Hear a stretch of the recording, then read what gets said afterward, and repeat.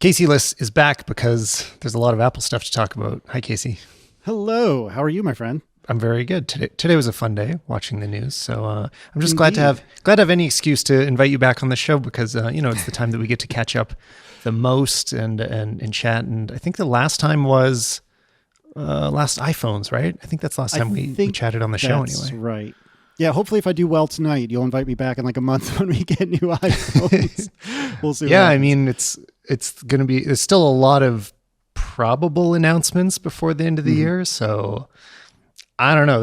I might be doing like 2 shows a week until New Year's, it feels like. But I mean, that's the funny thing. Oh man, that's the funny thing. I like every tech show is talking about this, but this feeling of that like normal life is like, oh, nothing's never new, nothing's changing, every day's the same. But then what you see on the internet, like tech life, is like, wow, there is just so much news nonstop. Yep.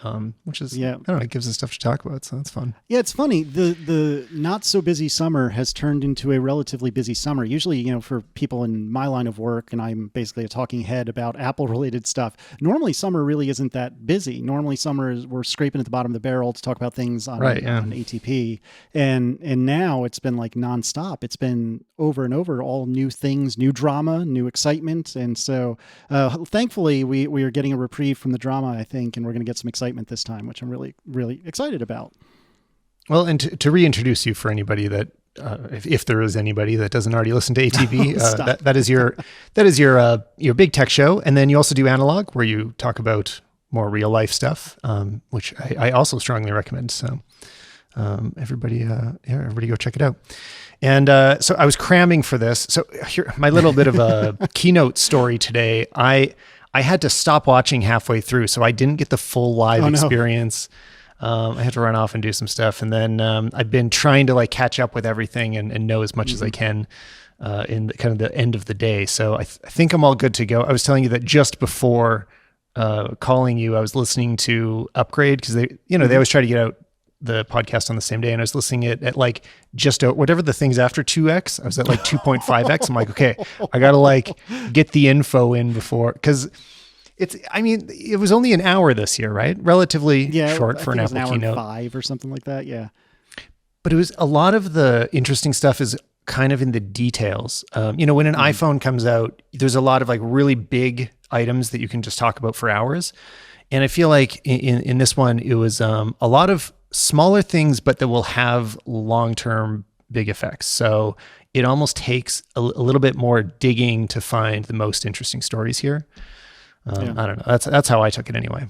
Yeah, I would agree. I was thinking about it. So I watched it live, live with air quotes, because, it was all pre-recorded, but I watched it as it was being streamed, and it was good. It definitely felt more like an extended Apple commercial than your average keynote.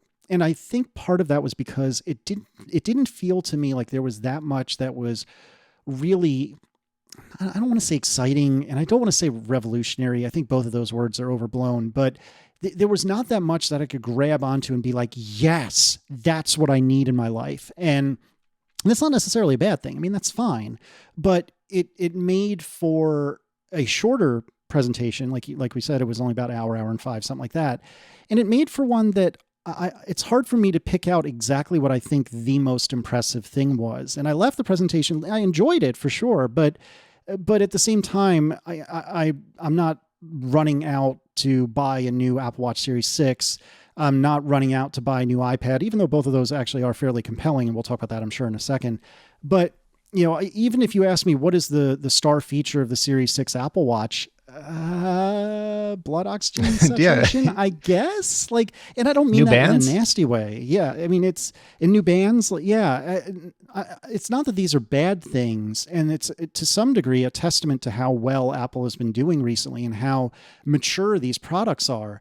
But at the same time, when the iPhone 11 came out last year, suddenly we had a third camera lens, and that was a big deal, especially for, photographers. And so still is a big deal. Cling to that. Exactly. And you could cling to that and say, okay, this is it. The third camera lens on the 11 Pro, that's a big deal. And I think part of me is probably underselling the pulse oximetry, like blood oxygen saturation. I'm probably underselling that, especially given what's going on all around us right now. But I was I don't know what I expected, but I certainly, there was nothing that made me say, I got to go get a watch and I got to get it now. You know what I mean? How did you feel about it? What are you an Apple Watch wearer, and what are you coming from? I am, yeah. So I've been wearing the 5 all year, and Okay. I was saying the same things. I just like tweeted iPhone wish list kind of recently, and I feel like I almost phrased it wrong, because I was like, I was so happy with the iPhone 11 that these are my wish list this year is pretty simple. And then I named a bunch of things, and I realized like I'm actually asking for big things. But what I meant to say was that I don't really care that much about any of my wish list, because the 11 was so good. And we're in a bit of the same situation with the watch, that the huge item for me was always on. That forever, since the beginning of Apple Watch, that was the thing that really kept me from wearing it all the time, because I'd look at my watch and it looks like a TV screen that's turned off, right? It's just a black void on your wrist. And so having that added, and then I don't know how things panned out for you, because did you have one last year? I thought, how I at least heard you talk about this. Did you get a 5, or which one are you wearing? Yes. Yeah. So I was coming off a 3 and I did get a 5. But the big difference for me was I dropped from the 42 millimeter in the 3 series, which was the big boy at the time. Well, then they went in the series 4, which I did not have. They went to 44 and 40. And I felt like 44 would just seemed a little too big. I have these little itty bitty wrists, and for those of you who are watching on video, you can see that. But I have these little itty bitty wrists, and same here. I'm in the same boat. And so for me, I felt like the 44 millimeter was just too much, and so I dropped down to the 40, which in and of itself, like in daily use, is fine. But the problem I have with it is that the battery life when it first came out was atrocious, and I think that was largely a software problem. Then after like a month or two, it got better for sure.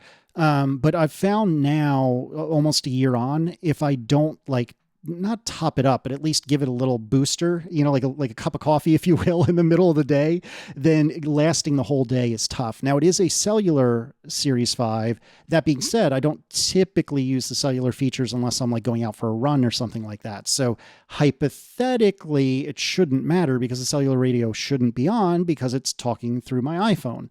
But nevertheless, it is asking a lot from a very small device. And so I was doing this math figuratively and literally earlier tonight, should I get a Series 6? And generally, I don't go annually on the watches. I usually wait. I went Series 0 to Series 3, 3 to 5. And again, on paper, there's like no real reason for me to go to the 6. I already have always on. I already have a cellular one, and that's not new, and I could do it again if I want. But I'm already getting a little nervous about battery life on the one I have. And it seems like it's going to be better in the Series 6, and also a newer battery always helps. And then this oxygen meter, I'm getting the wrong terminology, I apologize, but the pulse ox thing, this new sensor, given that I am on the more paranoid side when it comes to COVID stuff, and given that I'm an American, so I kind of have to be paranoid right now because we are not in a good spot, that is extremely appealing to me. And the more I think about it, the more I wonder, is the combination of a brand new battery and a more efficient processor in concert with this new health sensor, is that enough to get me to spend the money to get a new one for myself and for my wife? And sitting here now, I'm still ever so slightly leaning towards no, but I'm really bad at sticking with it when I say no. So it's a pretty good chance sometime in the next few days, I'll probably end up ordering a couple, but we'll see. So where's the math coming down for you? Well, yeah, this has really been, so I had the same story with the battery life. That's what I was going to mention, is that at the beginning, I was really having some issues. Like, it was dying instantly, and it just seemed to work itself out. Like, I don't know, it stopped. I kind of forgot that it had been an issue until today. I was like, oh yeah, right. Last year that was a problem. But my watch really never dies before the end of the day. Pretty much never. Like, yeah, unless I didn't fully charge it and I tried to boost it in the morning, something like that. But typically I get it all day long. So it stopped being a problem for me. And it was actually interesting because when they talked about the brighter outdoor always on display, which is very appealing to me, because I could complain about that with the 5. That it is pretty dim outside. Sure. But what they mentioned it in connection to the new, what's the processor in there? The S6, is that right? Mm-hmm, mm-hmm. Yep. They were saying that was enabling it. I'm like, why? Like, why does that the screen be brighter outdoors? But sure. Interesting. So I don't know. I wonder if that means something different for how it'll affect battery life. Or I'm not sure, but I think it's a great feature that it's brighter, and as long as they can maintain that battery life, I think that's going to be great. So anyway, where I'm going to come down on it, I think in general, people should think about their upgrade cycle for watches similar to the phones, that every year that's really often. Like that's, enthusiast with money to burn often. Like if you have a podcast where you talk about it every week, then it makes sense. But it would be really weird for everybody to upgrade both their watch and their phone every year. That'd be kind of crazy. And I think it becomes a more reasonable question at the 2-year mark. Like, is it always worth it to upgrade every 2 years? So looking back, now I'm forgetting what from the 4, like, yeah, absolutely. Because I already thought that was a great upgrade from the 5. It was already worth it. So if you waited this long, it's like a no-brainer. So I think that's kind of the better metric, because I think that's like a more realistic upgrade cycle. And based on that, then this is a total win. And then I think the Apple Watch is in the best place it's ever been. I mean, obviously, but I like it. Yeah, I agree wholeheartedly. From Series 4 or younger, absolutely, or excuse me, Series 4 or older, absolutely. Why wouldn't you upgrade if you have the money to do so? From Series 5, again, it's a tough call, but I think I would guess that the S6 supporting the brighter display is probably less about the processor itself and more about the power consumption, and perhaps by the processor being ever more efficient, that leaves more extra battery life to crank up the brightness on the display or something like that. Yeah, totally makes sense. And I'll just say, anybody that's feeling a little bit of FOMO because they think they don't want to upgrade, but they want it. I'd still say the things I use my watch for the most have actually been around for a while, and they're still going to be in the Apple Watch SE and in the Series 3 even, which is just like text notifications. I mean, that's so much of it. I only have notifications on. No, wait. I guess I have it I only have like full notifications on for my wife, and then I can check other people's messages. But like I use that a lot. I use timers.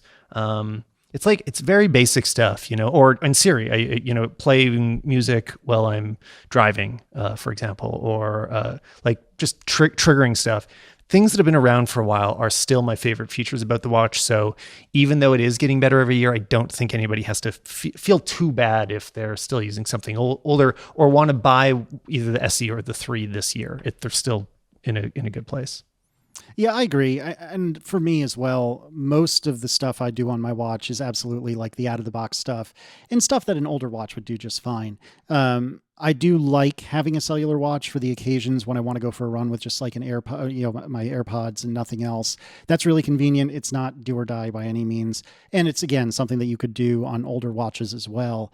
I'm also really intrigued. You mentioned the Apple Watch SE a minute ago. I'm really intrigued by that. And to be honest, I'm still not entirely clear what the actual differences are between the two. It seems like it's almost all I couldn't remember the 6. It seems like it's almost all the 6, but an older processor. And I think it still has the always-on display. I'm not even 100% sure of it, to be honest. But it's a pretty compelling option as well if you don't want the literal latest and greatest. And so I've got it in front of me. So I've got like the note point form breakdown of everything. It is the same processor as the Series 5.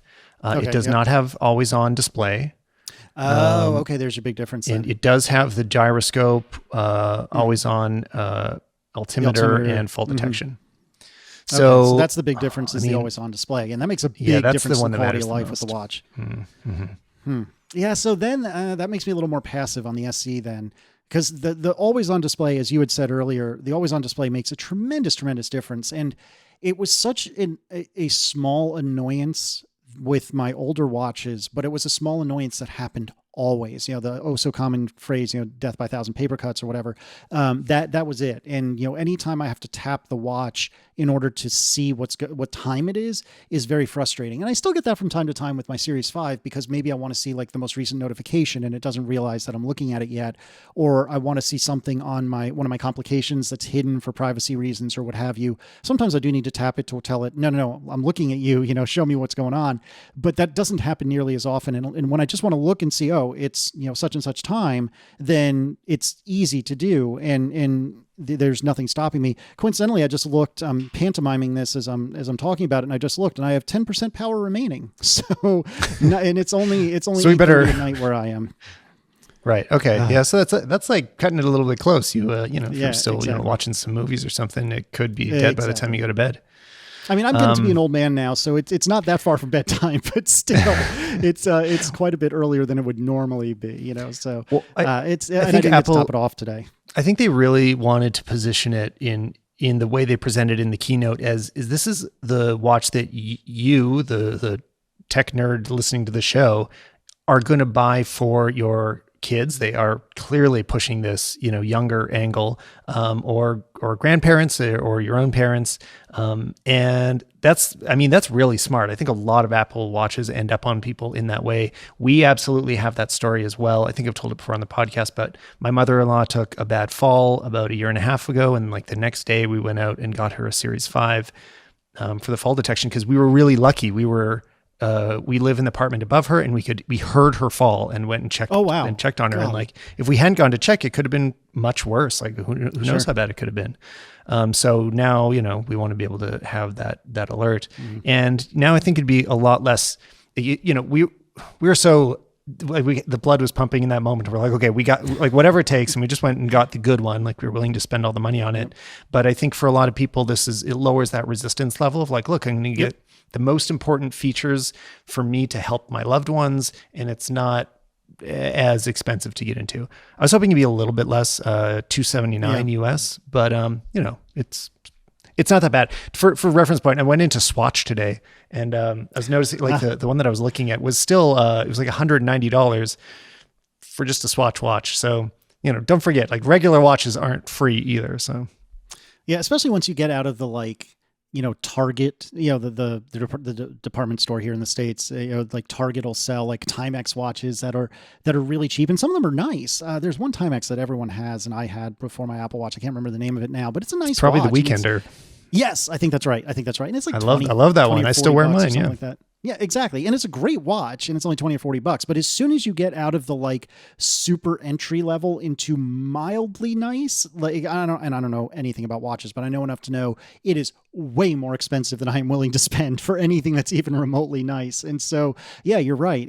$270 seems like a lot, but when you start comparing to some of these, multi-hundred or even multi-thousand or tens of thousands of dollar watches, it's not really that bad after all. Yeah, no, I don't think the prices are all that bad. I think people measure them in terms of tech products, whereas compared to watches, they've never been all that bad.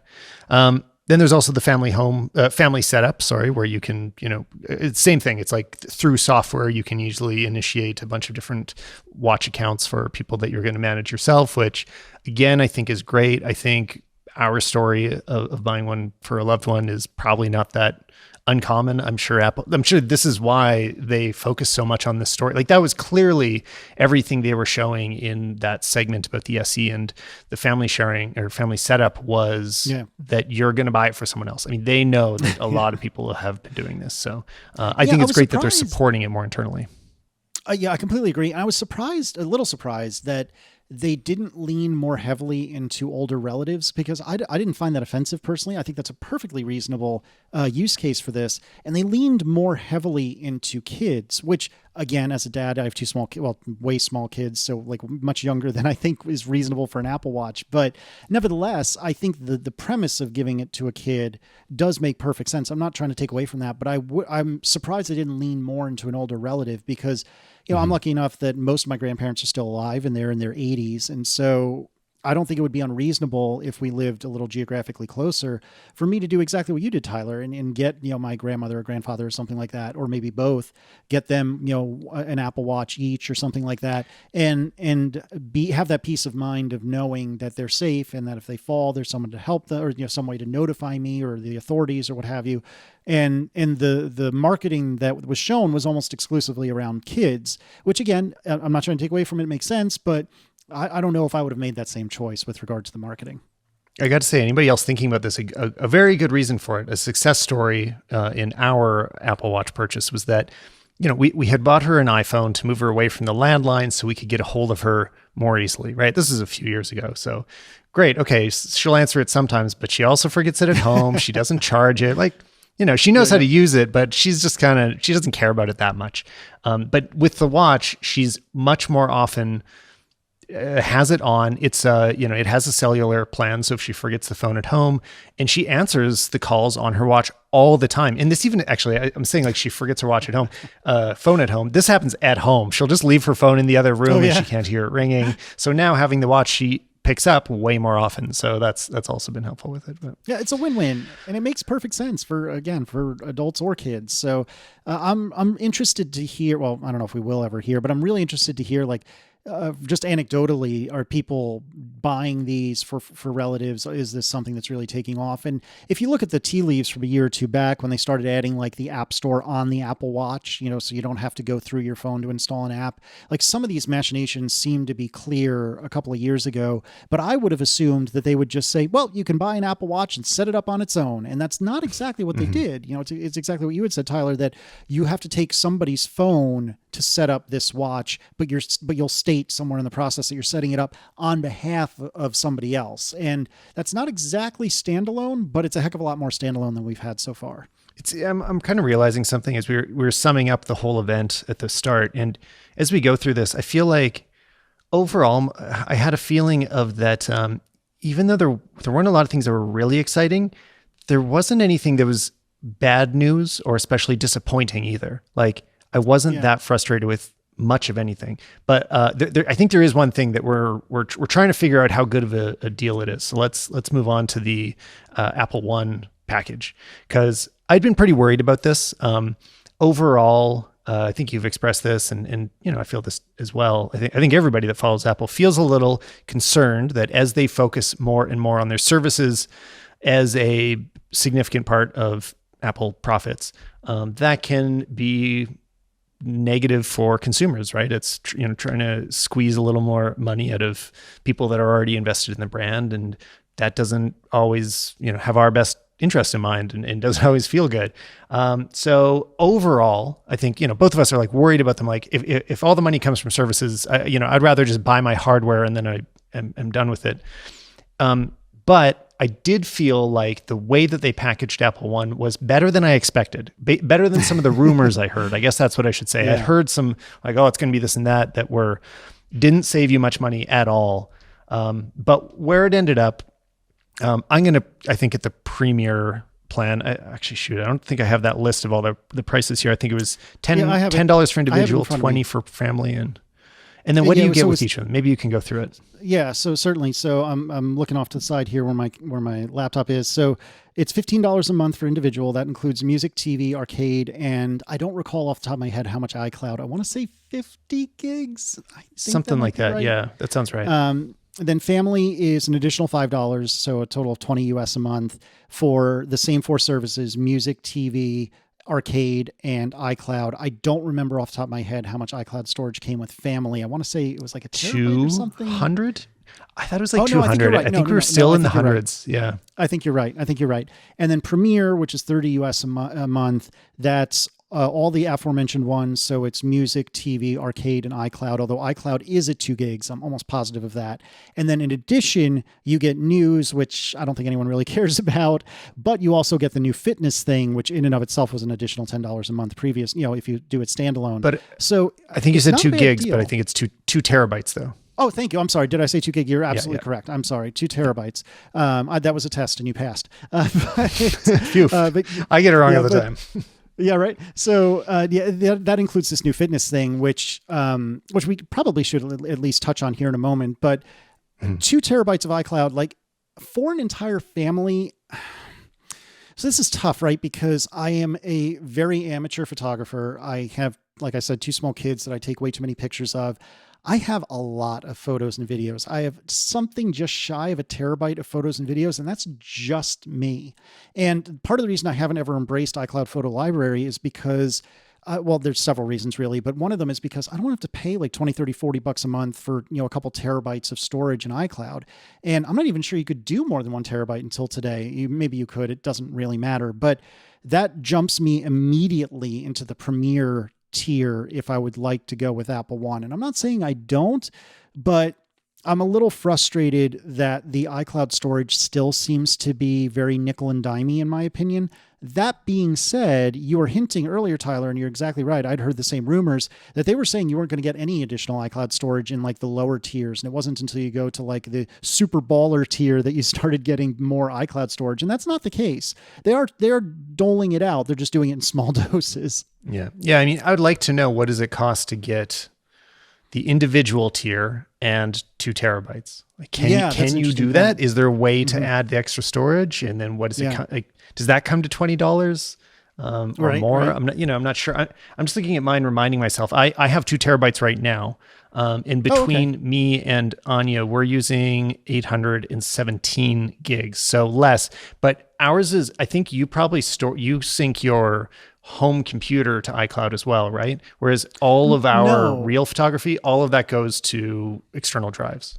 Okay, so we're more similar than we are different. So basically, I have a Synology network attached storage that is my canonical repository of all my photos, and I actually don't really use Apple Photos on my computer at all. I use it to ingest photos so I can get like HEIC or whatever it is, HEVC for video, basically those new codecs and image formats and video formats. I use it to ingest all those, but then I just file them away on the Synology. I'm a developer by trade, and so I wrote a little program that'll file them away in a specially formatted like folder structure and file name structure and so on and so forth.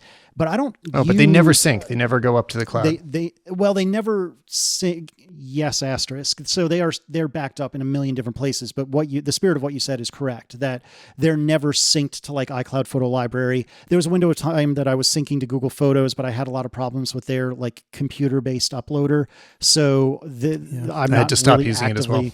Yeah. So, and I haven't tried it in a couple of years, but it was just a mess. And so I stopped uploading all of my big camera pictures to it.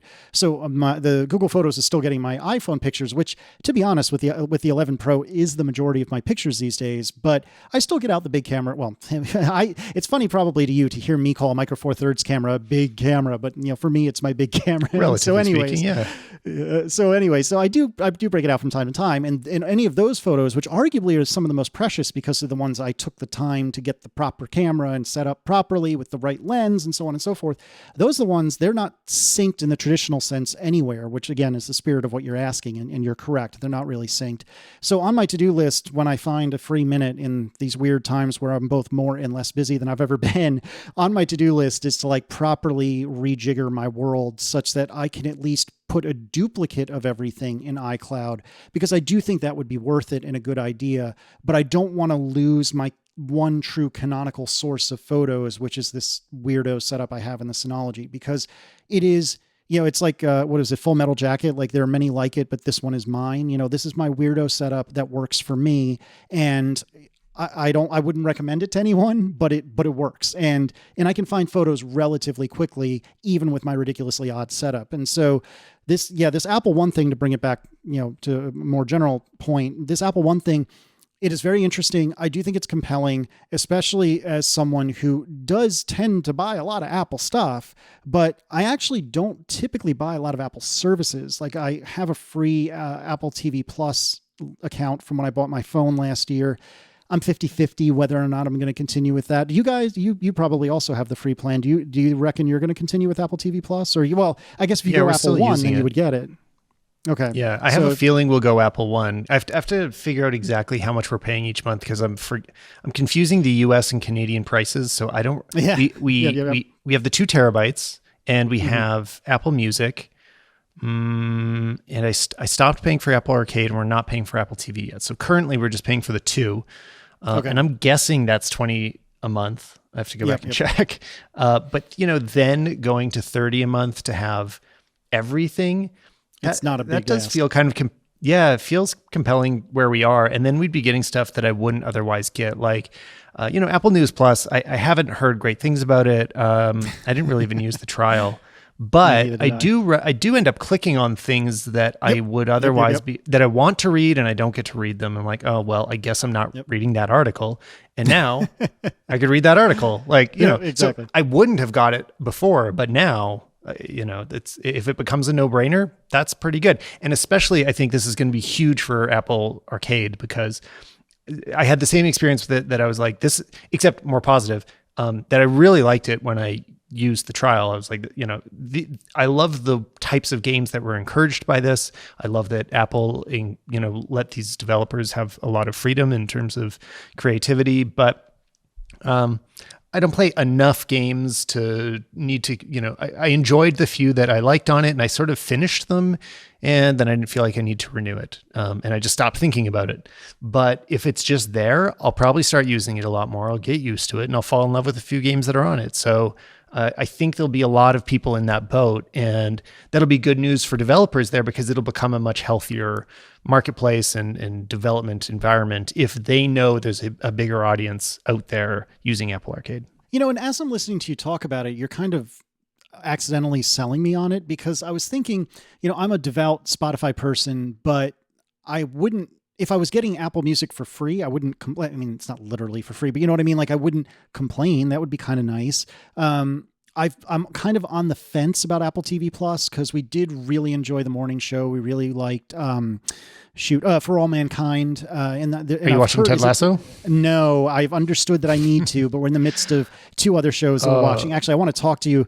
We're watching a Canadian TV show called Letterkenny, and I want to talk to you about that later. But anyways, I've heard that Ted Lasso needs to be on our watch list. And so I'm like right on the edge about Apple TV Plus. I've been on the edge of iCloud for a while, and I wouldn't say I'm on the edge about Apple Music, but I wouldn't complain if it was dropped in front of me. And similarly, like, I would certainly try some Apple Arcade games if I could. I haven't ever bothered, because I didn't want to spend the money, and I didn't want to get used to it. I didn't even try the trial because I was scared, I was going to start spending money on stuff that I would never play. But when it's all quote unquote free, then why wouldn't I? And so, yeah, for someone like me who has been on the verge or on the edge of buying all this stuff, but didn't ever really feel like individually it was worth it, you're listening to all the things that you're going to get from it. I'm kind of wondering, I'm thinking to myself, well, shoot, maybe I would like all that stuff. Maybe that ain't so bad. So I don't know. You might have just convinced me that maybe it isn't such a terrible idea after all. Well, and I had been using I'm just trying to remember the name, the Nike training workout app.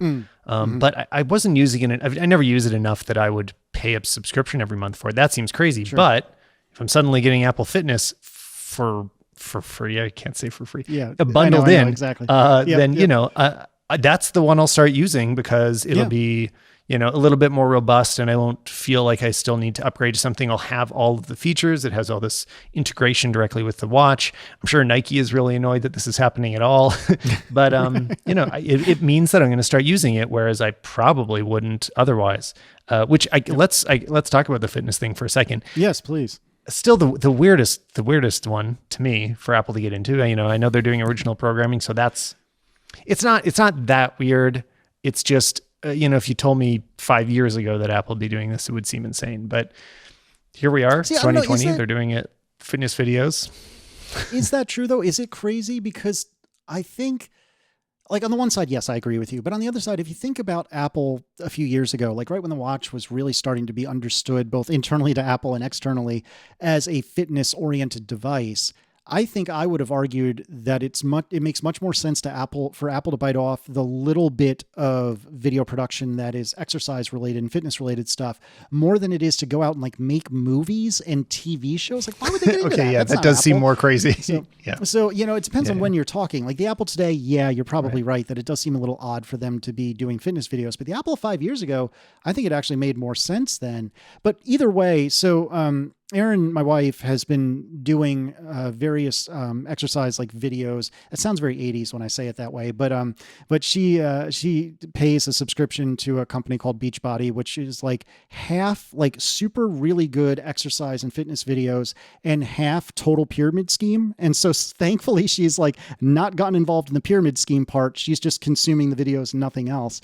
And I've actually done a handful of those workouts as well, and they're really, really good. Like there's some of the trainers I like more than others, but the premise of it I think are really good. And I don't think you can tell, just through looking through this video, and certainly not if you can only hear my voice, but I've gotten more fit and I have more muscle in places that I never had it before, as a result of doing some of these like fitness videos and exercise videos through Beachbody. And those are good. And that's about $100 a year, I think, for her to have a subscription to basically the Beachbody Netflix, if you will. Well, this Apple Fitness thing, is it Fitness Plus or is it just Apple Fitness? What was the official name? Yeah, there's a plus in there for sure. Okay. Yeah. Right. So Apple Fitness Plus, Somewhere. That's $80 a year. Yeah. Somewhere in there. Apple Plus Fitness Plus Plus. It's $80 a year. And the thing that this is very nerdy of me, I'll be the first to tell you, but the thing that I thought was most interesting about it was that on the screen, as you're working out, you'll see in the corner, like your actual live rings and your actual live, like calorie burned count and whatnot. And I just thought that was the coolest thing. And they said that, as you're watching the videos, if the trainer calls out, like, look at your heart rate or whatever, they'll show you your heart rate and literally make it bigger so it's easier to see automatically, like as you're watching this video, which is kind of dumb, but how cool is that? Like, that is the coolest thing, that this is all happening automatically, and you don't get that from Beachbody. Those dumb things totally work. I mean, right. It makes me think of, I think this is why Peloton's been so successful. Yeah, Not that I have ever used one, but it's like there's a toy that goes with the fitness plan, right? Like people, they say they're doing it because they want to get fit, but like then in the end, they just want to play with the toy that they spend a lot of money on. And in this case, the Apple Watch functions as that little like the thing that like hooks you in and makes you want to, so I think it's going to work. I would be surprised if they canceled it right away. Like people might remember those music lessons that were built into GarageBand a while ago. Somebody else just brought that up recently. I don't remember who it was, but I'd forgotten about that.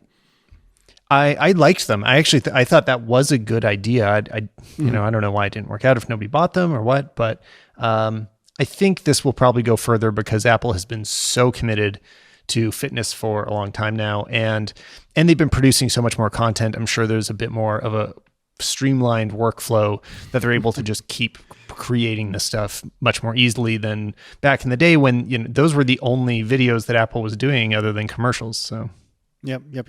Yeah, I'm really interested to try it and see how it goes. And I think you get 3 months for free if you buy a new Apple Watch, if I'm not mistaken. And so even if you're not doing, the premier level Apple One account, one could at least try it for a little bit. And again, like it's such a silly thing to be excited about seeing something that you can literally just look down and see right away. But I don't know. Like you said, it's the little stuff like that I just think is so cool. And I think it's very exciting. And like even dumb stuff, like one of the workout programs that I really enjoy through Beachbody, the way the trainer does it is you'll do like a whole bunch of lifting and then you'll do some core exercises. And it's the same way every time. And I just recently discovered, because I guess I'm an idiot, I don't know, but I just recently discovered, somebody told me that you can start a new workout while you're in the midst of one. So you don't have to like end your current workout and then go and select a new one and so on and so forth. You can just swipe to the left and then do plus and start a new workout, and it'll just continue kind of where you left off. And I bring all this up because a lot of times I want to like register the core portion of the workout as a core workout as opposed to a weightlifting workout. I don't know, I guess because I'm just a data nerd or whatever. And it's dumb. I'll be the first to tell you it's dumb, but like, that's kind of annoying having to go into your watch and do that while you're in the midst of like panting and heaving and whatnot. And I would assume that in this fitness thing that they would just do that automatically. They can start the workout automatically. Why don't they start the secondary workout automatically or whatever? And it's just dumb stuff like that. This is where Apple, I think, is at its best, when it does control the entire widget from top to bottom, and it can integrate it in ways that most other companies can't. Like, I'm sure Beachbody, and I'm picking on them just because that's the one I'm familiar with, I'm sure Beachbody would love to do this sort of thing, but as a developer who has dabbled with Apple Watch related stuff, there's not really a terribly easy way to get live updates. As far as I knew, to get live updates as to what your calorie count is and where your rings are. Like, you can definitely get that information, but to get it like fed to your app constantly live is not something that I think a third party could do. And so watching all of these pieces come together so fluidly is super cool. And that's when I love Apple the most. When I dislike Apple the most is when they're trying to pump me for more money every single month because services. But you win some, you lose some. Yeah, I think anybody that's bought an Apple Watch primarily for fitness stuff, we're all looking for any excuse to use it more often, because there's always that feeling of like, okay, great, I've been tracking everything I've been doing. Now what do I do with it? And often I just forget to ever look at it again. I look at it 3 months later. I'm like, oh, I was doing great in May. Whoops. But yeah. Let's move on to iPads, and maybe skip right to the iPad Air almost, because I feel I don't want to get like bogged down in the less exciting, which is strange. I don't really know why the regular iPad wasn't effectively the same. Maybe I'm not thinking about this in the right way, but for some reason, normal iPads skipped the big updates of the iPad Air. I guess because the price, actually. That's why. Because you can get the regular 8th generation iPad for $329, whereas the exciting new iPad Air starts at $599. So that's a very significant difference. That's okay. There you go. That's why the iPad Air got all the new shiny. Mm-hmm. But it's a lot of new shiny. They really went for it with this thing. Yeah, it's almost like an iPad Pro Lite. I mean, now we're getting into real crummy names, but it is almost indistinguishable from an iPad Pro at a glance. And I haven't taken the time or had the time really to dive into like what are the specific differences between the two. But off the top of my head, obviously the iPad Pro has Face ID, whereas the iPad Air has Touch ID, although that is very interesting, possibly the most interesting thing of the day. And we'll talk about that in a second. I think the iPad Pro is always bigger, right? Because there's the 11-inch iPad Pro, and I think the iPad Air is just a shade smaller. And then obviously the 13-inch iPad Pro. But the iPad Pro also has the 120 hertz refresh rate on the screen. The new iPad Pros have the LiDAR sensor, and I believe they have the 2-camera system. Is that right? They have do they have a regular and telephoto, or is it wide and telephoto? I forget what it is. I have one across the room, and I'm like forgetting because I never take photos with my iPad. Yeah, exactly. Yes, it definitely has LiDAr. Yeah, exactly. So I've used the LiDAR more than the camera, honestly, because like the LiDAR thing is just such a fun party trick. Well, in terms of like I walk around my house doing the scanning apps and I'm like, ooh, like I can make 3D meshes, but I have there's no purpose behind any of that. I just really enjoy that feeling of making a 3D mesh, but I would do it all the time if I could. I would do it all the time if I could. But the iPad Air gets the new Apple Pencil, gets the fancy, magnetic attaching Apple Pencils. You don't have to spear the iPad with, the tip of the or the back of the Apple Pencil to charge it. It does get the edge-to-edge screen. It can use the Magic Keyboard, the floaty cantilevered Magic Keyboard. So much of it is so good. I am bummed about the lack of Face ID, although I totally understand it. However, this lock button or whatever they call it, top button Touch ID is very interesting to me. And the reason it's very interesting to me as someone who really loves Face ID is, hey, every time I leave the house now, I'm wearing a mask. And you know what doesn't work that well with Face ID? When you have your mask on. So I am very interested and very curious to see if this new lock button with a Touch ID sensor ends up shipping on the iPhone or iPhone 12 Pro or whatever this year's phones are, because I think that would be awesome. Yeah, that's a lot of the most interesting stuff about the iPad Air is that it's all the signals of what we're probably going to see. Like it's weird. It's almost like a series of leaks of iPhone 12 features. It's a good way to look at it. Yeah.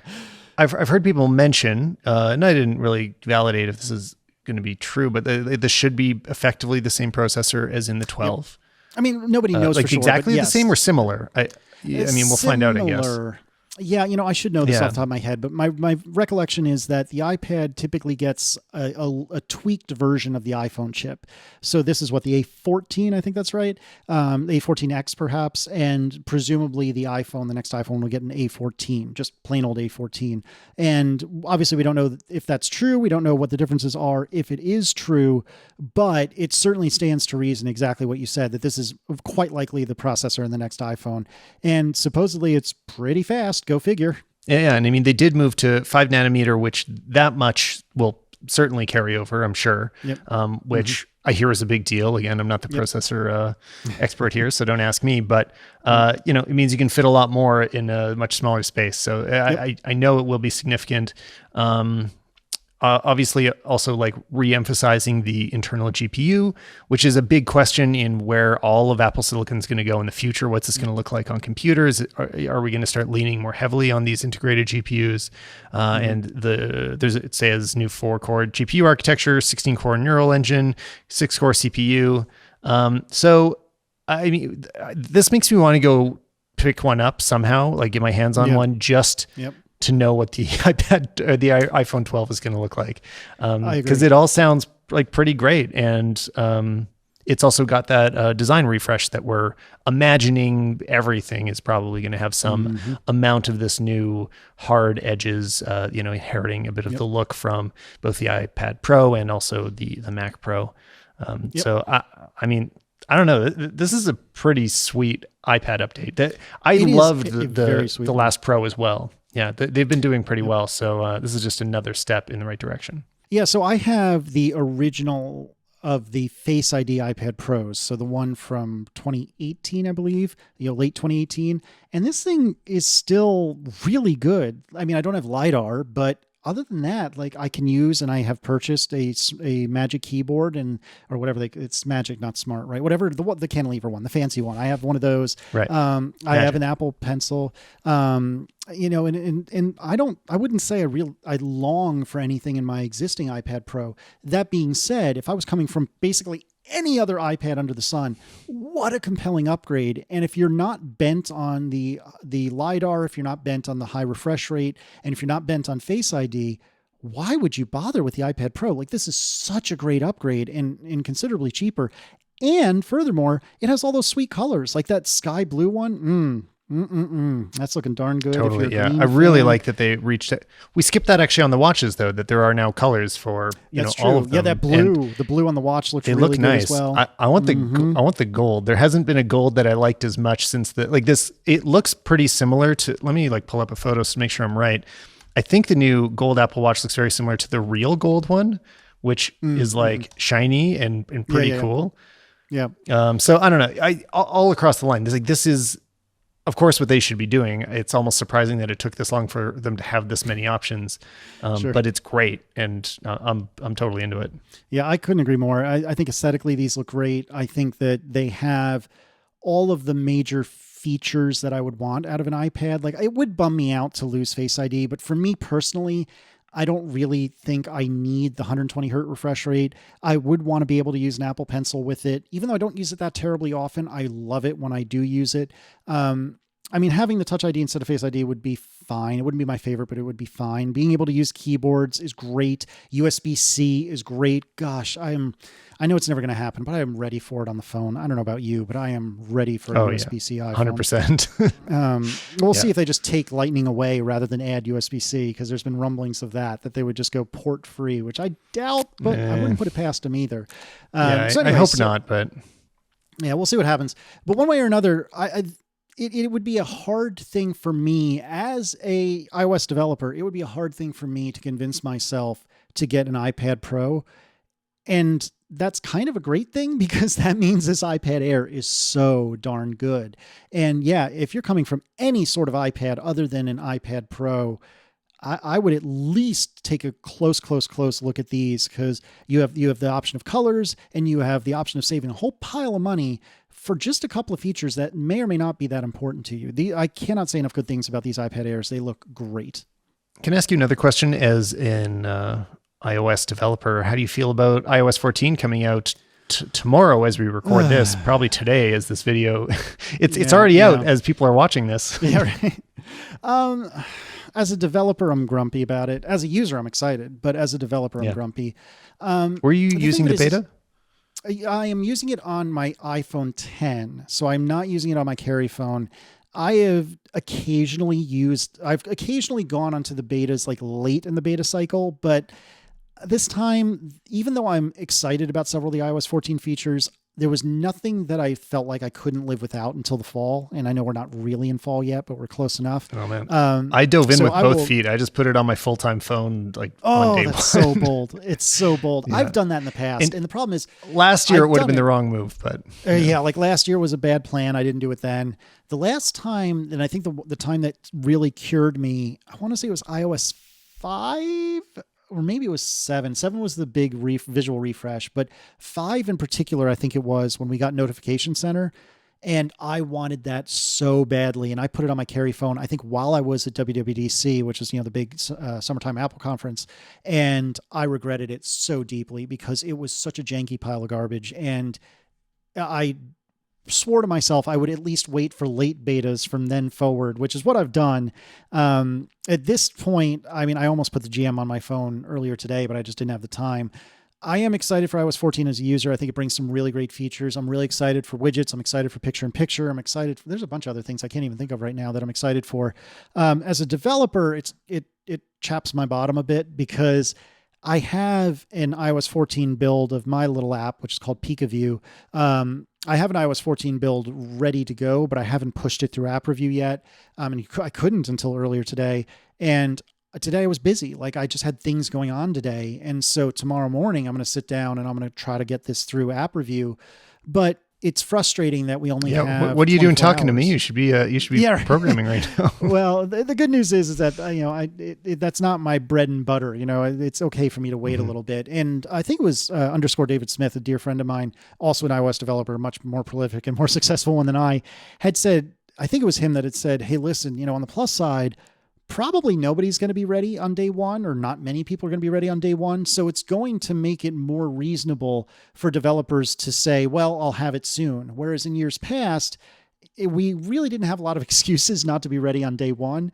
And now at least we can say, whoa, this got dropped on my lap all of a sudden, especially if you're a European, it dropped on our laps at like 2:00 this afternoon, New York time. If you're over in the UK, what is that, like 8:00 at night or something like that? Like that is not a lot of reaction time that you're allowed in order to put your build through the app review. And not to mention app review is going to be slammed by all these people saying, holy cow, I got to get my stuff in like immediately. So I think the plus side is we'll see it trickle in a little more than we may have in the past. For me, it's tough because iOS 14 adds some very good and very wise and very needed changes with regard to your photo library. And PikaView, my app, basically is a read-only photo gallery. And I wrote it because my 2-year-old really likes looking at pictures on our phones, but I was petrified that she would somehow accidentally figure out how to delete stuff and then they would be gone. And so I wrote PikaView to be a read-only photo gallery.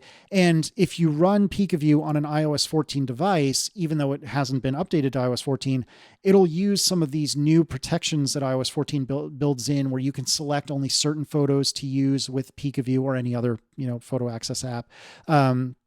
And it will ask you that like every time you launch, which as a user is very frustrating. And on iOS 14, they give the developers affordances to say, I understand that, I might be getting a limited set of photos. You don't have to prompt the user every time, et cetera, et cetera.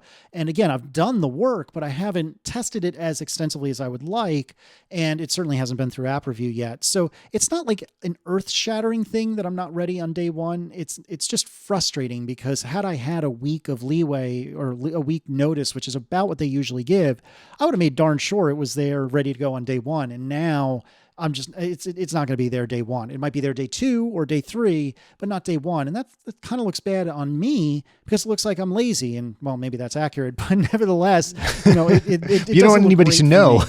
Yeah. I didn't want anyone to know how lazy I was. I don't want to be caught being lazy. I wanted to look like I was smart. Right.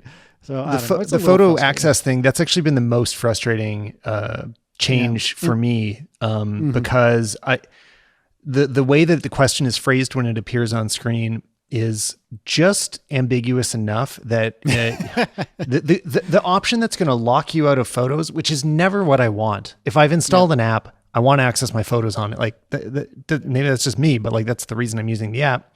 And then if I say select photos, now, every time I reuse that app, I only can see whichever photos I selected that time, and I never just have my library show up.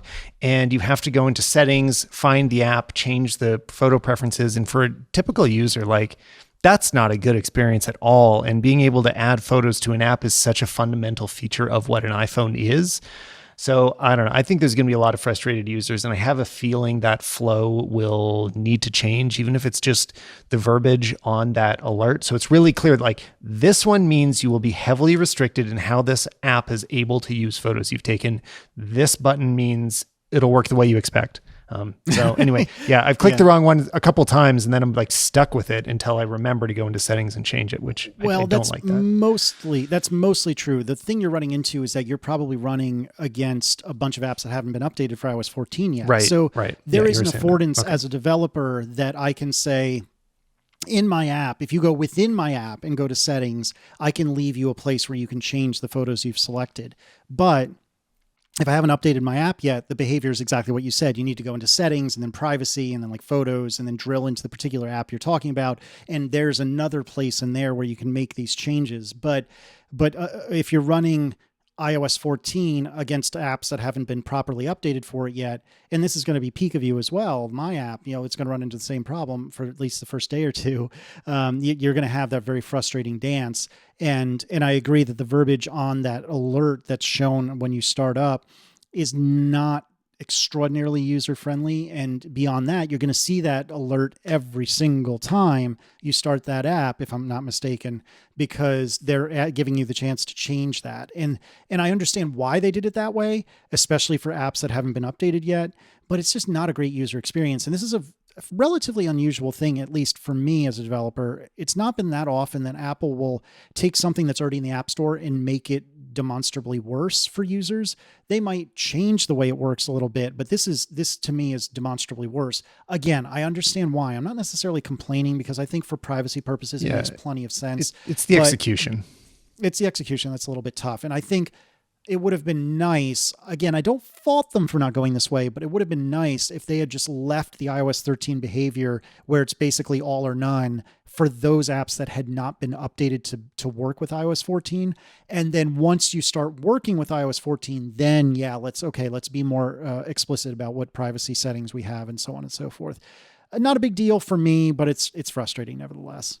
So then the other only downsides I've really had with iOS 14, mostly it's been a great experience. It's been very stable. It became a little less stable in the later updates, so I'm not sure if that's going to follow through into the Gold Master and stuff. Yeah, but still not that bad. It's still not like the worst of previous years. It's only mixed. It's not terrible, but generally good. Downside is, so widgets is one of the most exciting features. That's a lot of why I wanted to dive right in, is I'm a big fan of one or two home screens, and all of the extra folders you've got are just junk. So, and also having the apps that I use all the time being at the bottom of the screen. I've always used basically a wallpaper hack where you insert empty icons into the top of the screen to push my apps down to the bottom, because it just makes so much more sense that it is near your thumb. Widgets let you do that, basically, so you can just have a big chunky thing at the top. Yeah. But all the widgets that were out so far weren't that useful. It was all first party. It was all Apple stuff. And none of them were what I really needed. So I'd been using the Maps one. That's what's been on my home screen. And it seems like, almost every time I tap on it, and sometimes it doesn't. This is what's I'm not sure what it's doing. Almost every time, as soon as I tap on it, it'll give me directions home. It won't just show me a map and where I'm located or show me the last map it is cool, but it's frustrating if you're not trying to do that. Like if you are just like, if you were looking at a restaurant or whatever, you're looking at something 5 minutes ago in another country, and now all of a sudden you open it again. It's like, oh, now you're back home and you need to move it. It was just sort of, yes, I don't know why, but I think that all that stuff is what's most likely to change. So I sort of couldn't evaluate it best. And I think the best widgets are going to come from third-party developers anyway.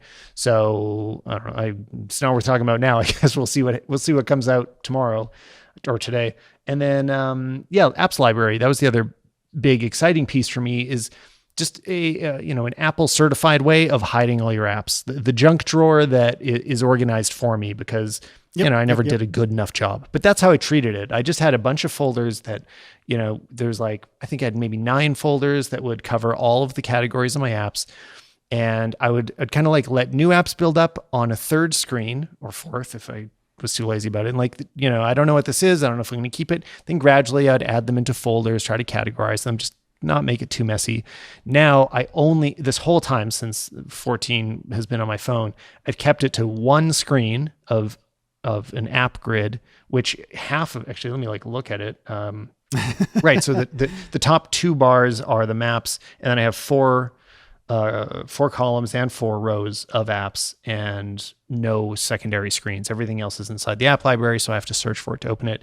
And it's been working very well. I don't find myself browsing the folders inside of app library, because since I didn't make those before I had created my own architectured a storage system where I'm like, okay, I know that I put all my social media stuff in the social folder. I don't know how the app library did it, so I don't have it memorized. And I just never really dig through there. Instead, I usually search now, almost always. So, that's interesting. Yeah. Overall, it's definitely a win because I don't have to do the work, but. Yeah, that makes sense. I have, I think, 4 pages of apps on my phone, and basically the first page is like heavily curated. Second and third pages, coincidentally, are kind of a little bit of a mess. And I don't know why I haven't ever moved to come to think of it as I'm explaining it out loud. But the fourth page is not heavily curated, but it has a lot of the stuff that I feel like doesn't have a good place, but I may actually use it kind of often. So I think as part of my iOS 14 transition, I'm probably going to rejigger, and I'd love to go down to like 1, maybe 2 pages that I curate by hand, and then the rest just whatever. The only problem with that is I don't typically search for apps because I do know where most of them are. And I'm not saying that that's a problem or a bad thing if you or anyone else does, but I think it would behoove me to get used to searching for apps rather than, swiping and hunting and pecking for it.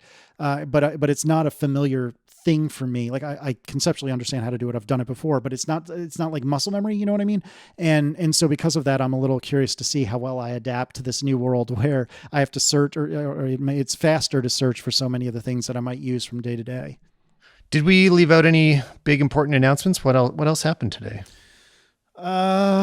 They took the USB charging brick away from the Apple Watch, which I on the one side, I feel like, okay, yeah, that makes sense. It's probably greener not to include it. And certainly I have 1 million charging bricks. I got to imagine a lot of people have 1 million charging bricks. Like do we really need we them to come with every new device?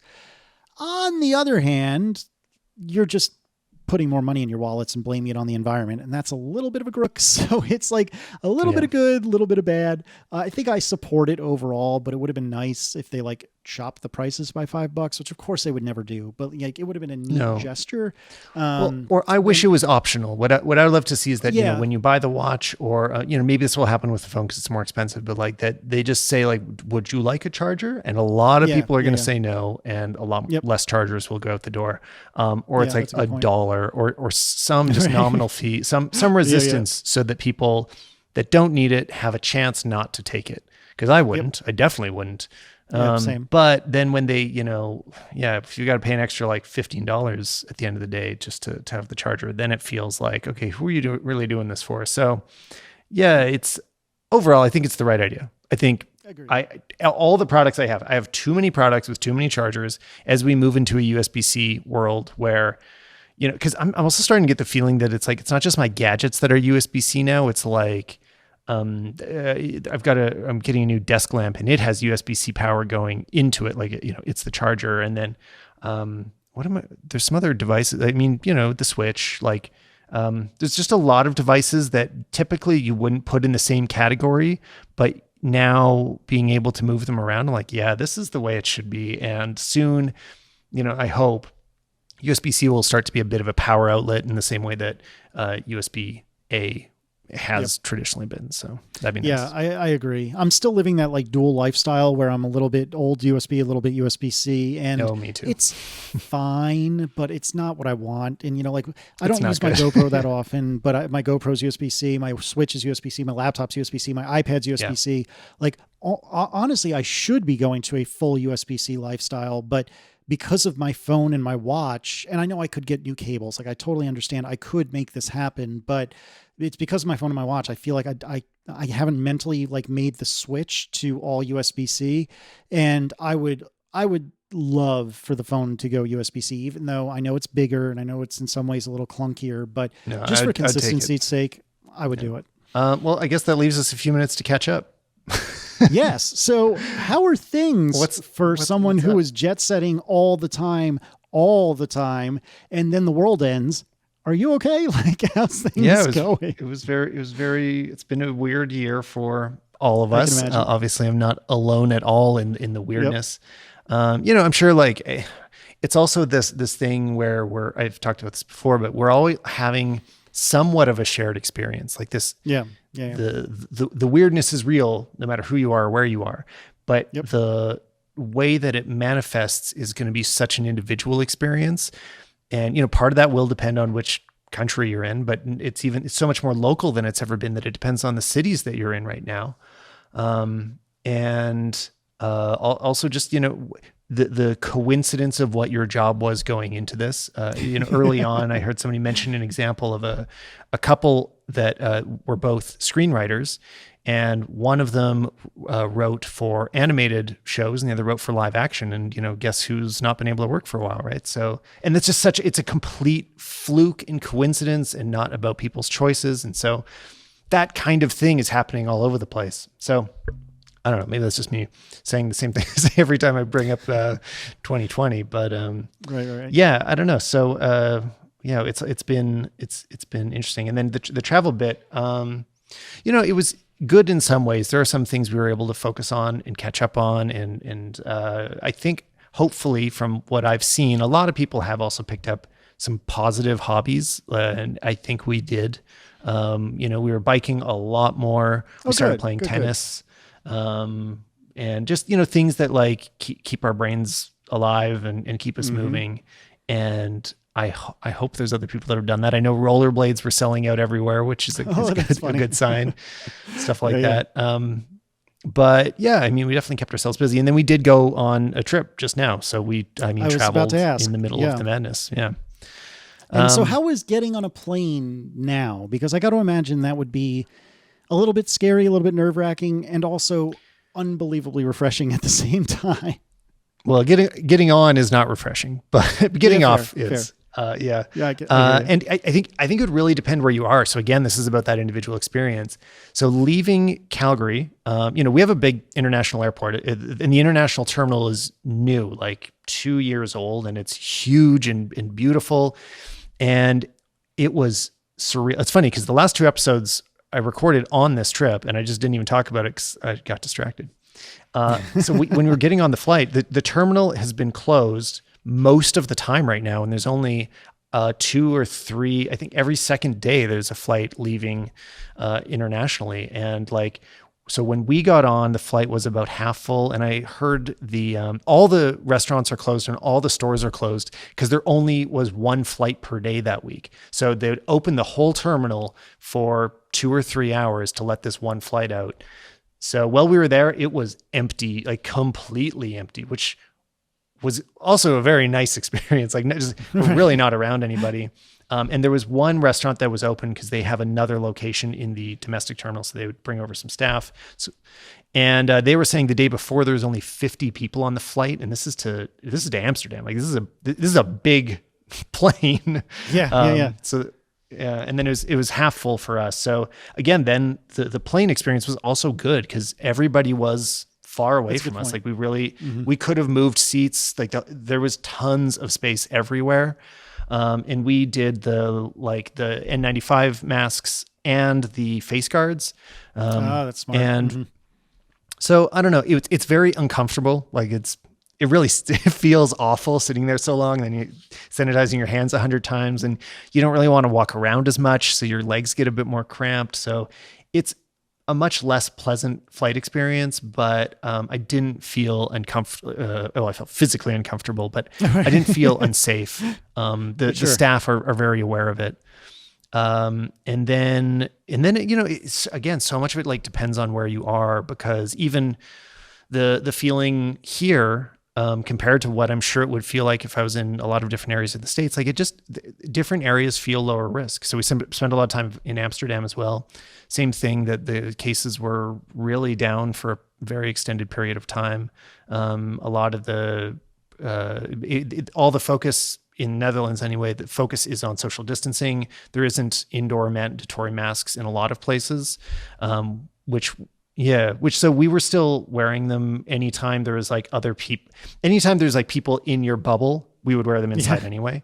But so what it made me realize, I've been going for a long time. What it made me realize is that usually the world is all moving and interacting with each other because people are traveling and they're picking up ideas from other countries and bringing them back home. And right now, the leaders that are making decisions about this aren't experiencing what anybody else is doing. So even talking to people in the other countries, their only experience of the pandemic is what has happened in their city or state. And so anything else that's happening anywhere else is really weird. So I don't know. That's a very interesting. I just went on for a long time. No. It makes perfect sense, though. It's a very interesting way of putting it. Did you, as someone who, whether or not you enjoyed it, you certainly traveled constantly in the before times. Did you find it, like, leaving aside the nervousness, like leaving aside the physical uncomfortability of it, like, was it refreshing to be in a plane again? Like, I know that's an odd way of phrasing the question, but yeah. I know that I have friends that traveled either for work or for pleasure constantly, and a lot of them were getting like the nervous shakes because they haven't been in a plane, they haven't gone anywhere in a while. So do you feel in some way refreshed by being somewhere else for a few minutes? So I don't get the nervous shakes from not traveling, but my wife does. So she very much had that sense of like relief. For me, it was really nice to be, I really like Europe a lot. Like I feel very at home there in a way that at home, sometimes I'm like, you know what, there's some cultural stuff in Canada that's just so boring. And, I mean, just before I start offending any Canadians, which I'm sure I will, or Americans, I think this applies to anybody living in North America, but like our houses are generally pretty ugly. They're only built to last like 100 years max. And there's sort of there's no design foresight beyond, 50 to 100 years. A lot of the just city design is not that beautiful. And Europe has had the time to understand what it means to build something forever that you're going to keep maintaining. And being in that environment feels really good to me. So that was really wonderful. I was very happy to spend some time over there. That's awesome. And so you're still overseas now, or you're back home?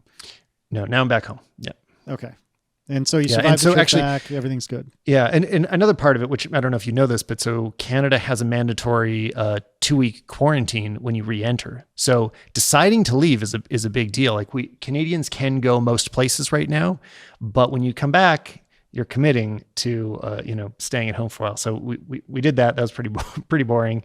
But it's kind of the price that you pay for that little taste of freedom. Fair enough. As a final question, because I know I've gotten to know a fair number of Canadians over the last 5 to 10 years. But as one of my favorite Canadians, sorry, everyone, how have you ever heard of the television show Letterkenny? Are you familiar with this at all? I only know of it, but I haven't watched a lot of it. There's a lot of Canadian TV that I can talk about, but I haven't watched much of it. So my exposure to Canadian TV, so my exposure to Canadian TV, I will give you the extended list if you don't mind. This is going to take a long time. I know Schitt's Creek and I know Letterkenny. And I really came to love Schitt's Creek. It was a really delightful program, which has just recently ended. And then a handful of different friends from different walks of life even had told me, you really got to try Letterkenny. And Aaron and I started watching it, I think, a couple of months ago. And it's hard for me to put a finger on what makes it so hilarious and so amazing and so funny, but I love this show. And so part of the reason I haven't watched Ted Lasso, I'd mentioned earlier, is because we're watching The American Office for the first time. We'd never had an opportunity to see it. So we're like, oh wow, that's a big event. Yeah. It's going okay. I think we came to it far too late. And so I think we're coming at it from the perspective of someone in 2020 instead of the perspective of someone in, like, what was it, the late aughts, I think. Right. And I think because of that, and I think because of that, it isn't landing the same way it would have had we seen it back then. But that's okay. I'm still enjoying it. It's just, I'm not enjoying it as much as I would expect it. Whereas Letterkenny from like episode 1 was just hilarious to me. And I don't really have any particular questions about it other than to say, it represents to me, or it portrays to me what I feel is a very American version of Canada. And I don't mean that offensively at all, but it's like, I view Canada, my very ignorant perception of Canada, having only ever been to Montreal and only for a couple of days, my perception of Canada is that it's like the nicer, cleaner, more modern, and occasionally French version of America. And this show is more about rural Canada, which I know intellectually exists, but is not in my mental model of Canada. And so it's a fascinating and hilarious look at what is surely a satirized, like extreme version of what is reality. And I just find it to be so incredibly funny. And I definitely recommend it to anyone listening if you haven't had an opportunity to try it, because it is very, very good. Well, in the few skits that I've seen, I mean, things I remember is that it's the version of the Canadian accent that Americans think we all have. I think for one thing, which is the rural accent, which I think is the same. That can be similar with like the stereotypical American accent is like a Southern rural accent. Sure. Is what we imagine as America, and that Canadian accent that's like East Coast rural sort of. And then there are words that are Canadian accents as well, but that's strong, lots of A's. But I mean, what they're portraying, and I feel, I don't know where it's shot actually, but like, that's what it feels like if I drive 10 minutes from here right now is like, I could definitely like find those people. And, you know, friends I had in high school were kind of like that. Like, in Calgary anyway, we have a lot of rural imports, like people that moved from the smaller cities of the prairies to here. So a lot of people kind of grew up in a small town and then are now in the big city. And so I can recognize that culture for sure.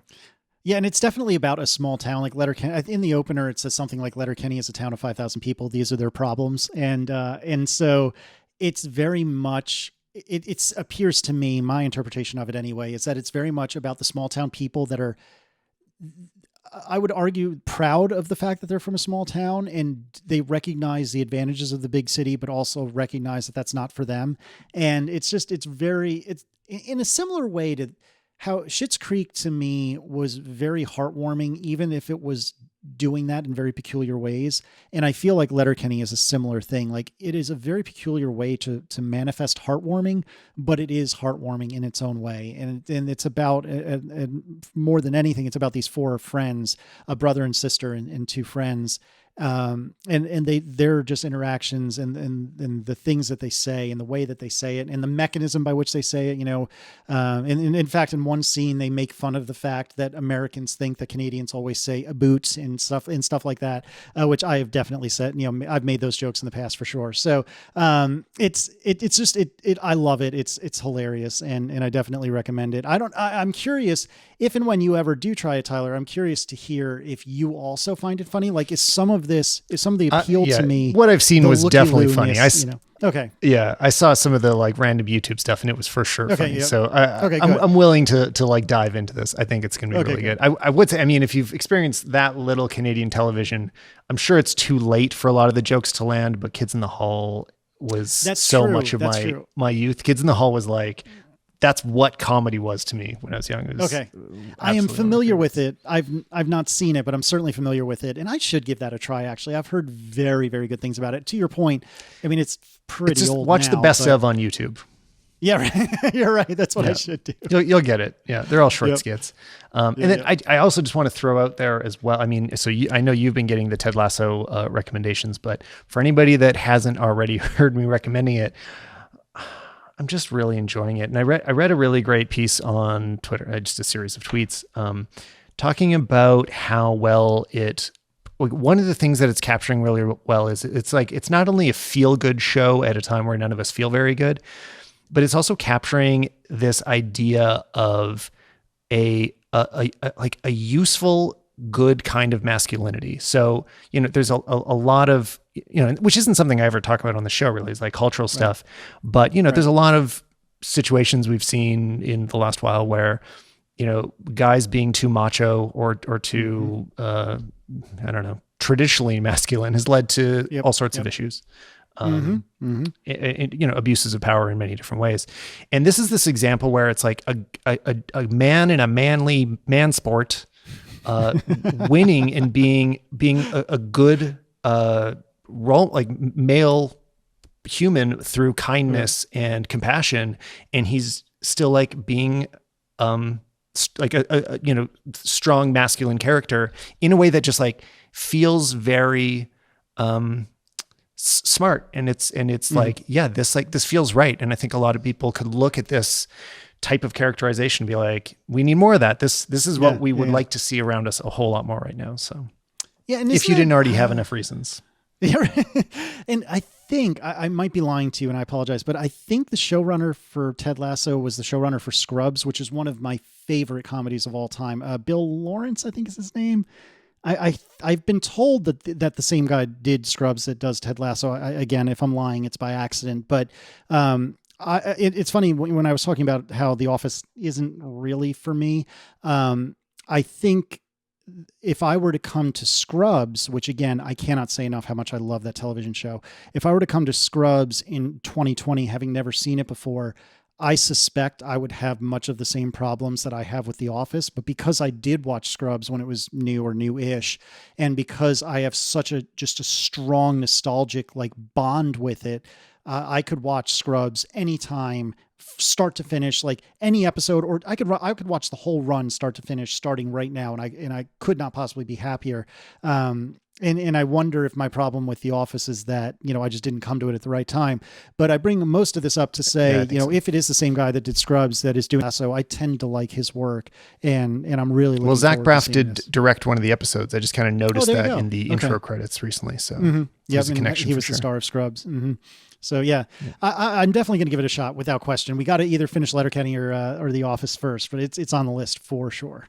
Cool. Oh man. Well, okay. But I was about to say, let's go, but you didn't tell me how you've been doing. I might know a little better. Cause you've got shows where you talk about it a lot. So, but what's new anyway? What's coming up for you? Yeah. So mostly it's same old stuff, right? I mean, as with everyone, it's, everything's happening and nothing is happening, but, most recently and most, interestingly, in my little world, my eldest kid, his name is Declan. He is a little shy of 6, and he started virtual kindergarten last Tuesday, and that has been going as well as can possibly be hoped. His teacher has been doing a phenomenal job. Like, I cannot overstate how great she's done. And I think some of the problem that a lot of the people locally anyway have had with the idea of virtual learning is that when it happened in March for our local school district, and at that point Declan was in preschool, nobody really knew what to do, and nobody really had any time to prepare, much in the same way I was lamenting, iOS 14 coming out today, as you're probably listening or watching this. They had basically the same amount of time, but the stakes actually mattered. Whereas for me, it's like, okay, so an app doesn't work. Ugh. But for them, like, the stakes actually mattered, and they had no time to prep. And I knew I'd heard through the grapevine of a lot of parents being like, well, the springtime was garbage, and so, I don't want to do that again. Well, nobody wants to do that again. Like, the teachers don't want to do that again either. And it is clear, I mean, I'm sure not all of them, but it is clear that a lot of teachers, and my wife, Erin, was a high school teacher up until we started having our kids. And she still talks with some of her, former teacher friends who are her friends who are teachers still, and they're busting their butts and have been all summer in order to prep. And again, like, it is not the way I would want Declan to start school. Like, I mean, we would have kept him home regardless because we're again kind of paranoid, and we felt much safer having him home. But in a perfect world, no, I don't want him at home. Like, of course I want him at school, but especially kindergarten just seems like such a challenge for the teachers. It's got to be very difficult. Yeah, it's been very tough, but our school district is very lucky in that they're relatively well funded. Declan got a brand new iPad 7 for school use. Like, it was issued to him. I didn't buy it. It was issued to him for the year that he's using for school, and they're using Microsoft Teams of all things in order to do classes. But like, the teacher has, she's very adept at showing her screen sometimes, showing like an overhead view of her desk sometimes when she's instructing on like how to do a project or what have you. Sometimes she'll show a picture of her, like a camera view of herself if she's doing something like emotive or whatever, reading a story. Yeah. She's been doing such a phenomenal job, and we're so incredibly lucky. And, it bums me out. And how long is he in class each day? How long is that? That's a great question. So he starts at 8 and ends at about 12:30, which is shorter than a traditional school day would have been. But when you're just sitting in front of a screen for all that time, like, he has breaks and he has a recess time and so on, but it's still, especially for kindergarten, like, it's a lot to ask. And he's been doing as well as I could possibly hope. We're very lucky that he's been taking to it as much as we can possibly hope. And again, I can't overstate how great the teacher is. So it's been good, but it's been it's been weird and it's been tough and it's been frustrating at times. And, you know, I kind of wish we could go back to the way it was. Like, obviously that's not the way life works, but I wish we could go back to the way it was. I am thankful in a lot of ways that I've had this extended time with the family, and I worked from home beforehand anyway. So in a lot of ways, we're very lucky that our lives didn't change that much. But, you know, one of the things that the List family liked to do was go to restaurants to eat dinner or something like that. Like, not every day by any means. And by restaurants, I sometimes mean McDonald's or whatever. Like, this is not highbrow stuff, but it counts. But nonetheless, you know, I like going to restaurants, and our kids are acclimated to going to restaurants in the sense that it's not a problem for us to take our kids to a restaurant. And I just really miss going to a restaurant. Like, the only time I've eaten at a restaurant in 6+ months was one time on our anniversary where we ate outside at a picnic table, easily 30 yards from anywhere else and like 100 yards away from the restaurant, you know? So it's not the traditional dining experience that I used to like. And, you know, I like McDonald's, but I wouldn't say it's one of my favorite places, but I would kill to be able to like safely sit inside a McDonald's and eat like a quarter pounder with cheese. Like, as dumb as that sounds, I would kill to do that. And I'm leaving. I mean, obviously we occasionally would go to a nicer place, but even just the stupid stuff, like I miss that so much. I miss seeing friends up close. I'm a hugger. Like, I like giving hugs to people like that. Well, that sounds really creepy, but hopefully, you know you take the spirit of what I mean by that. You know, I miss that. Yeah. And, you know, we've gotten to the point that we have seen my parents, like my parents were a little more cavalier than we were comfortable with for the first several months of quarantine. And then they locked it up. And so we've been able to see them. And that was really the first person that we had been like physically close to in months. And, you know, I cried my eyes out when I could finally give my mom and dad a hug. And, you know, I'm 38 years old. That probably sounds preposterous, but I hadn't been able to do that with anyone other than my own family in 4 or 5 months. And just being able to like embrace someone that you really care about, that you haven't been able to do that in so long. It's just such a powerful feeling. And it was so awesome. And I'm very lucky that we at least have that much. And, you know, not everyone is lucky enough. Like, you know, I have 2 younger brothers and they live a couple hours apart from each other, but way out in California. So like, when am I going to see them? I don't even know. And I have a niece and a nephew and they're in California. Like, I don't know when I'm going to see them again. I mean, presumably at some point, even in America, things will change enough that we'll be able to travel and get on a plane without being so fearful. But I mean, I look at Canada, I look at most of Europe, and I just am so jealous that you guys have any ounce of normal. Not to say that Canada's normal yet, but like even a modicum of normal, I'm so incredibly jealous of. And I hope, and I believe that you do, but I hope that you, Tyler, and you, collective you, if you're living in a place that has got even some semblance of normal, I hope you appreciate how amazing that is. In the same way that like my Californian friends are saying, oh, I hope you appreciate how nice it is to be able to breathe outside right now, you know, because they have all those fires at the moment. You know, it's funny how such basic, simple things can be so powerful when they're removed. And I hope that this, for me anyway, really I hope for granted. Yep. I hope that I do a better job of appreciating it in the future. Yeah. I mean, you're definitely not alone in a lot of those feelings. Yep. And you know, you're saying missing friends from California. I miss California. Like, yeah, exactly. I do as well. You know, I like, when will I even see the States again? Like, I can't even, I don't even know when we will ever be back in the US right now. It's like, it's hard to even imagine, which is really sad because I love the US a lot.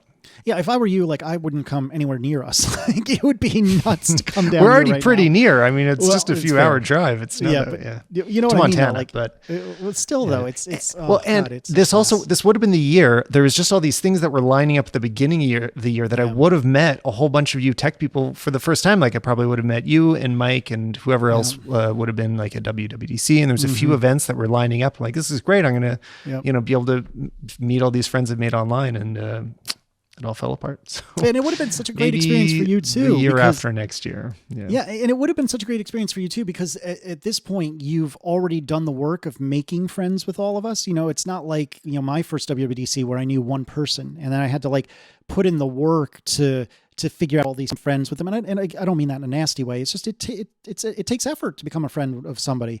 And, you are my friend. And I would have been, oh, Tyler, come here. Let me introduce you to this so-and-so and such and such. And actually, in most cases, you would have known so-and-so and such already. So, this would have been, oh my gosh, you would have had so much fun this year. And I'm really bummed that it didn't work out for a million different reasons, but not being able to see you is one of the big ones. Well, Casey, thanks so much for coming on the show. I'm glad we could reconnect, and hopefully it won't be so long before we can talk again. Yeah, I'm really hoping, hint, that perhaps when it's iPhone time, maybe you can, I don't know, call on me again if the need arises. But yes, it has been way too long. I'm so glad to hear that you're traveling again, that everything's starting to come back to normal, and I am here whenever you need me, my friend.